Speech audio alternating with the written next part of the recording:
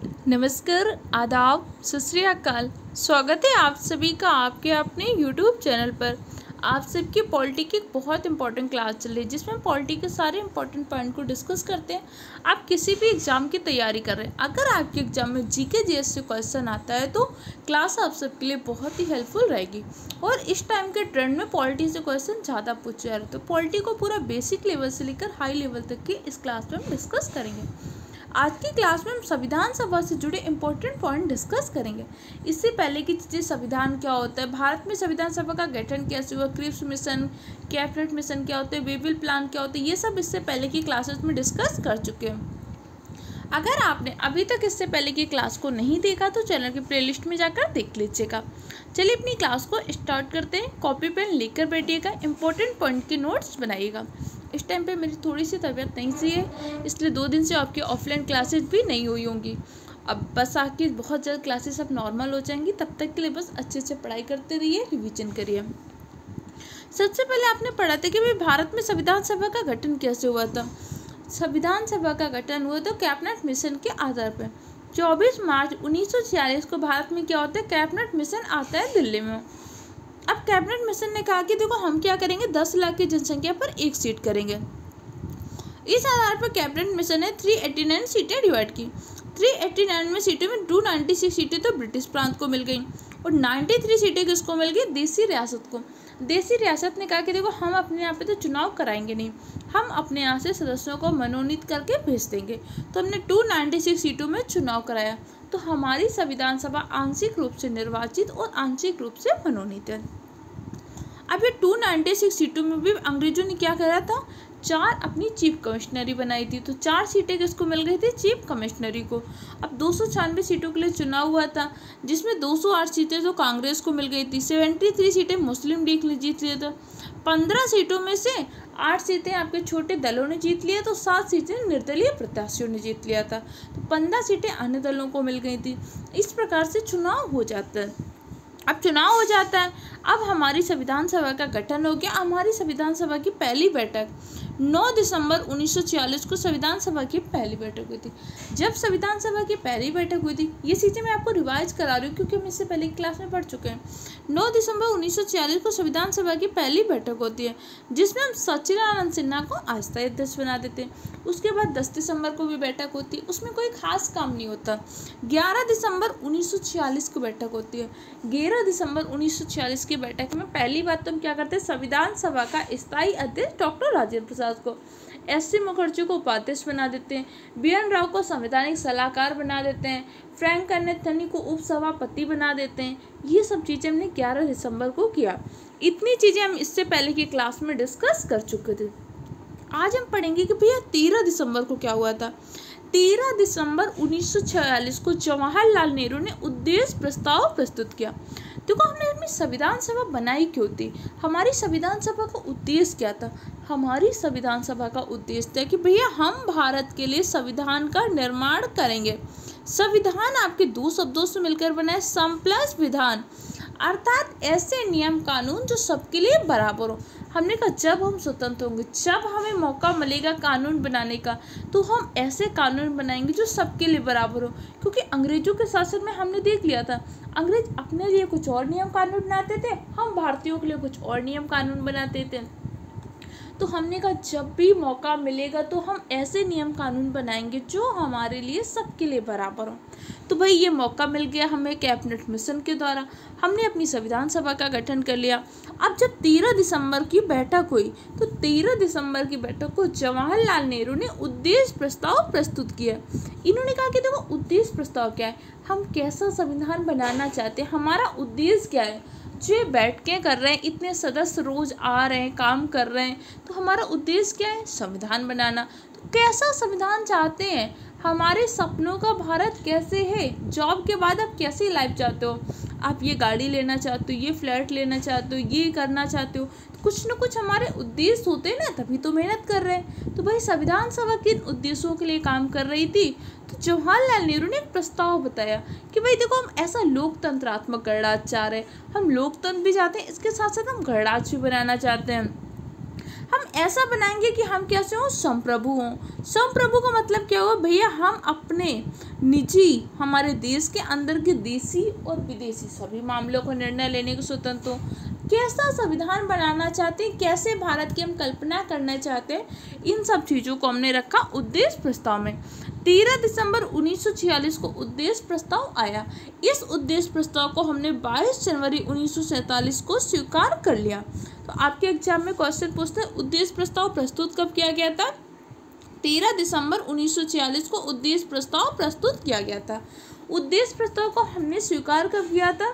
उद्देश्य प्रस्ताव को 22 जनवरी 1947 को स्वीकार कर लिया गया था। उद्देश्य प्रस्ताव को प्रस्तुत किसने किया था? जवाहरलाल नेहरू ने। क्या उद्देश्य प्रस्ताव जो प्रस्तुत किया गया था हमने अपने संविधान में कहीं रखा है क्या? हाँ जी, बिल्कुल रखा है। उसी उद्देश्य प्रस्ताव में अलग अलग टाइम पे अलग अलग संशोधन करके उसका जो फाइनल प्रारूप था उसको हमने 22 जनवरी 1947 को स्वीकार कर लिया। उसी उद्देश्य प्रस्ताव को अपने संविधान में हमने प्रस्तावना के रूप में रखा है। देखो, प्रस्तावना अपने संविधान में रखेंगे, ये बात तो हमने ले लिया यूएसए के संविधान से, लेकिन उस प्रस्तावना की भाषा क्या होगी? उस प्रस्तावना की भाषा को हमने लिया ऑस्ट्रेलिया के संविधान से। तो जवाहरलाल नेहरू द्वारा प्रस्तुत उद्देश्य प्रस्ताव को हमने भारत की प्रस्तावना के रूप में संविधान में स्थान दिया। देखो, प्रस्तावना के सारे शब्दों का मतलब क्या होता है? हमारे यहाँ पे समाजवादी के क्या होता है? धर्मनिरपेक्ष का मतलब क्या होता है? पंथ निरपेक्ष का मतलब क्या होता है? सकारात्मक धर्मनिरपेक्षता है कि नकारात्मक धर्मनिरपेक्षता? ये सब चीज़ें हमने प्रस्तावना की एक अलग से क्लास ली है, वहाँ पे डिस्कस कर चुके हैं, तो अभी हम वहाँ पे इसको डिस्कस नहीं करेंगे। क्लियर? अगर आपने वो क्लास नहीं देखी हो तो देख लीजिएगा। तो हमारा जवाहरलाल नेहरू द्वारा प्रस्तुत उद्देश्य प्रस्ताव को 22 जनवरी 1947 को स्वीकार कर लिया। उद्देश्य प्रस्ताव को संविधान में कैसे स्थान दिया? प्रस्तावना के रूप में। हम अपने संविधान में प्रस्तावना रखेंगे, ये बात हमने कहाँ से लिया? अमेरिका के संविधान से। प्रस्तावना की भाषा कहाँ से लिया? ऑस्ट्रेलिया के संविधान से। तो हो सकता है बहुत सारे टीचर होंगे मुझसे बहुत बेटर तरीके से आपको पॉलिटी समझा रही हूँ, लेकिन मेरा उद्देश्य ऐसा है कि कोई भी क्वेश्चन ना छूटे, दूसरा चीज़ें आपको याद हो जाए, इसीलिए चीज़ों को मैं मल्टीपल टाइम रिविजन कराती हूँ।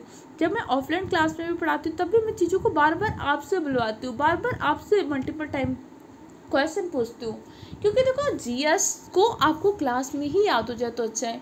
पढ़ने के लिए आपके पास मैथ भी है, रीजनिंग भी है, बहुत सारे सब्जेक्ट हैं, तो हर सब्जेक्ट को आप क्लास में पढ़ जाओ, फिर पढ़ने बैठो तो कोई फ़ायदा नहीं है। तो अभी पढ़ रहे हो तो मल्टीपल टाइम बस रिवाइज करते चले जाओ, एक बार इसको और देख लीजिएगा। PDF आपको टेलीग्राम चैनल पर मिल जाती है, वहाँ से एक से दो बार पढ़ लीजिए, चीज़ें याद हो जाएंगी कि अब आप किसी भी एग्जाम की तैयारी करो तो आपको दोबारा पॉलिटी ना पढ़नी पड़े, आपको सिर्फ रिवीजन करना पड़े। पहली बार में आपको याद करने में टाइम लगेगा, लेकिन एक बार जो टॉपिक याद हो जाए उसको रोज रोज 5 मिनट में रिवाइज करो। एक दिन देखना ऐसा आएगा कि आपको किसी भी चीज़ को रिवीजन करने में 5 से 7 मिनट लगेंगे। और जैसे आपकी एग्जाम डेट आ जाएगी, मैं 10 से 15 पेज में शॉर्ट नोट्स बना के पॉलिटी की आपको दे दूँगी, उनको पढ़कर जाइएगा। इसी के साथ साथ 22 जुलाई 1947 को हमने राष्ट्रीय ध्वज को स्वीकार किया था। देखो, जो हमारा तिरंगा है, तिरंगा की डिजाइन बनाई थी पिंगलिया वेंकैया ने। तिरंगा को हमने स्वीकार कब कर लिया था? 22 जुलाई 1947 को। तिरंगा की लंबाई चौड़ाई का अनुपात कितना होता है? 3:2। 1954 में भारत क्या हुआ था? कॉमनवेल्थ का सदस्य बना था। अभी भी आप देखते हैं कॉमनवेल्थ गेम्स का आयोजन होता है, तो कॉमनवेल्थ क्या होता है? कॉमनवेल्थ उन देशों का समूह होता है जो कभी ना कभी ब्रिटेन का गुलाम रहा। देखो, जरूरी नहीं कि जो गुलाम रहे उसका सदस्य बने। जैसे यूएसए भी ब्रिटेन का औपनिवेश रहा है, ब्रिटेन का गुलाम रहा है, लेकिन यूएसए कॉमनवेल्थ का सदस्य नहीं है। भारत भी ब्रिटेन का गुलाम रहा है, लेकिन भारत कॉमनवेल्थ का सदस्य है। जब 1949 में पंडित जवाहरलाल नेहरू ने भारत की तरफ से कॉमनवेल्थ की सदस्यता स्वीकारी थी, तो बहुत सारे लोगों ने कहा कि भारत ने अपनी स्वतंत्र संप्रभुता खो दिया, क्या भारत ने फिर से ब्रिटेन के अधीन हो गया? तब जवाहरलाल नेहरू ने कहा था, नहीं, ये स्वेच्छा से किया गया समझौता है, हम अपनी इच्छा से समूह के सदस्य बने हैं। अगर कल हमारी इच्छा होगी कि हमें इसका सदस्य नहीं रहना तो हम इसकी सदस्यता को त्याग भी सकते हैं। हम आज भी संप्रभु हैं, आज भी हम अपने सभी निर्णय स्वयं ले सकते हैं। भारत में मणिपुर में क्या करना है, भारत में उत्तर प्रदेश से उत्तराखंड बनाना है कि मध्य प्रदेश से छत्तीसगढ़ बनाना है, कि किस देश के साथ हमें अपने रूस के साथ संबंध रखने हैं, कि यूक्रेन के साथ, कि अमेरिका के साथ, चीन के साथ युद्ध करना है कि पाकिस्तान के साथ युद्ध करना है। ये सारे निर्णय लेने के लिए हम स्वतंत्र हैं, हम स्वयं अपने निर्णय ले सकते हैं, क्योंकि भारत कैसा है, संप्रभु है। तो 1949 में इंडिया कॉमनवेल्थ का सदस्य बना था, स्वेच्छा से सदस्यता लिया गया है। हम स्वेच्छा से जब चाहें इस सदस्यता को छोड़ सकते हैं। इसी के साथ साथ 24 जनवरी 1950 को हमने क्या किया था, भारत का राष्ट्रगान और राष्ट्रगीत को अपनाया था। इसी के साथ साथ भारत के प्रथम राष्ट्रपति के रूप में डॉक्टर राजेंद्र प्रसाद को चुन लिया था। ये क्वेश्चन ऐसे पूछ लेता है। अब आपसे क्वेश्चन पूछ सकते हैं कि भैया भारत का राष्ट्रगान क्या है। जन गण मन भारत का राष्ट्रगान है, जिसे रविन्द्रनाथ टैगोर ने लिखा। तो राष्ट्रगान पहली बार कब गाया गया था, 1911 के कलकत्ता अधिवेशन। 1911 में कलकत्ता में कांग्रेस का अधिवेशन हुआ था, जिसकी अध्यक्षता किया था रहीमतुल्लाह सयानी ने। 1911 के कलकत्ता अधिवेशन में पहली बार राष्ट्रगान गाया गया। तो फिर पहली बार राष्ट्रगीत कब गाया गया था, राष्ट्रगीत वंदे मातरम जो है हमारा राष्ट्रगीत है, लिखा किसने है, लिखा है बंकिम चंद्र चटर्जी ने। 1896 में जब कलकत्ता अधिवेशन होता है, 1896 की कलकत्ता अधिवेशन में पहली बार राष्ट्रगीत गाया गया था। कलकत्ता अधिवेशन की अध्यक्षता कौन करते हैं, पंडित रहीमतुल्लाह सयानी। 1911 के कलकत्ता अधिवेशन की अध्यक्षता कौन करते हैं, 1911 के कलकत्ता अधिवेशन की अध्यक्षता करते हैं पंडित विश्व नारायण धर। याद रहेगा कि नहीं, 1911 के कलकत्ता अधिवेशन की अध्यक्षता किया था पंडित विश्व नारायण धर ने। 1911 के कलकत्ता अधिवेशन में हमने पहली बार राष्ट्रगान गाया था। 1896 का कलकत्ता अधिवेशन होता है, 1896 के कलकत्ता अधिवेशन में हमने पहली बार राष्ट्रगीत गाया था। 1896 के कलकत्ता अधिवेशन की अध्यक्षता किसने किया था, रहीमतुल्लाह सयानी ने। अब राष्ट्रगान राष्ट्रगीत कि इसी गीत को हम भारत का राष्ट्रगान बनाएंगे, इसको हम भारत का राष्ट्रगीत बनाएंगे, स्वीकार कब किया था, 24 जनवरी 1950 को हमने राष्ट्रगान और राष्ट्रगीत को स्वीकार किया था। पहली बार कब गाया गया था भैया, 27 दिसंबर 1911 को पहली बार राष्ट्रगान गाया गया था। 107 साल पहले हमने राष्ट्रगान गाया था। इसी के साथ साथ 1911 के राष्ट्रीय अधिवेशन कहाँ पे हुआ था, कलकत्ता में हुआ था। ये चीज़ें हमने आज की क्लास में डिस्कस किया। अब अंतरिम सरकार का कैसे गठन होता है, भारत में लोकसभा का गठन कैसे होता है, अंतरिम सरकार के प्रमुख सदस्य, इनको हम कल की क्लास में डिस्कस करेंगे।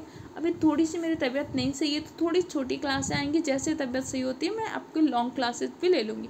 एग्जाम तक आपका सारा सिलेबस कंप्लीट हो जाएगा। बहुत जल्द आपको यूपी SSC में वैकेंसी देखने को मिलेगी। NTPC के आ चुकी है, SSC GD के आ चुकी है।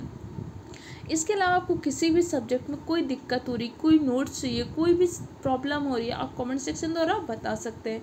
बहुत सारे नोट्स आपको टेलीग्राम चैनल मिल जाएंगे। टेलीग्राम चैनल में आप थोड़ा सा ऊपर स्क्रॉल करके देख लीजिए, तो आपको बहुत नोट्स मिल जाएंगे। पढ़िए, मेहनत करिए, अपने माँ बाप का सपना पूरा करिए।